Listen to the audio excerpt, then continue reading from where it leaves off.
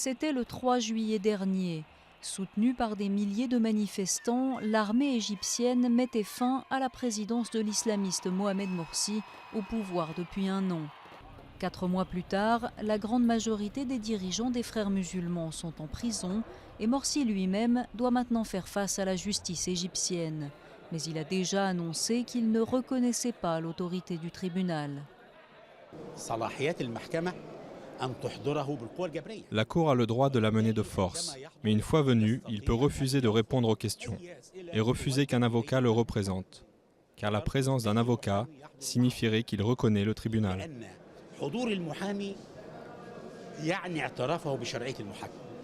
L'ancien président et ses 14 co-accusés sont jugés pour incitation au meurtre de manifestants lors des heurts du 5 décembre 2012 qui avaient fait 7 morts. Ces partisans, décimés par la répression, ont lancé des appels à la mobilisation pour toute la durée du procès.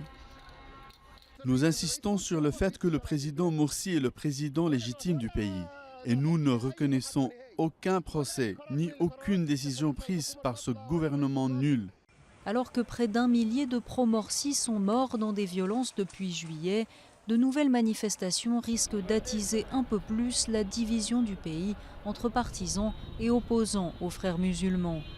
Cet ancien assistant de Morsi qui vit au Canada estime que seul le dialogue peut sortir le pays de l'impasse. Le gouvernement doit faire des concessions et doit montrer sa volonté de négocier.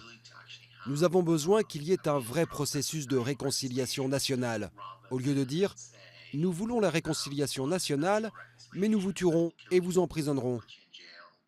Mohamed Morsi n'est pas réapparu depuis son incarcération le 3 juillet. Lui et ses co-accusés encourent la peine de mort ou la prison à perpétuité.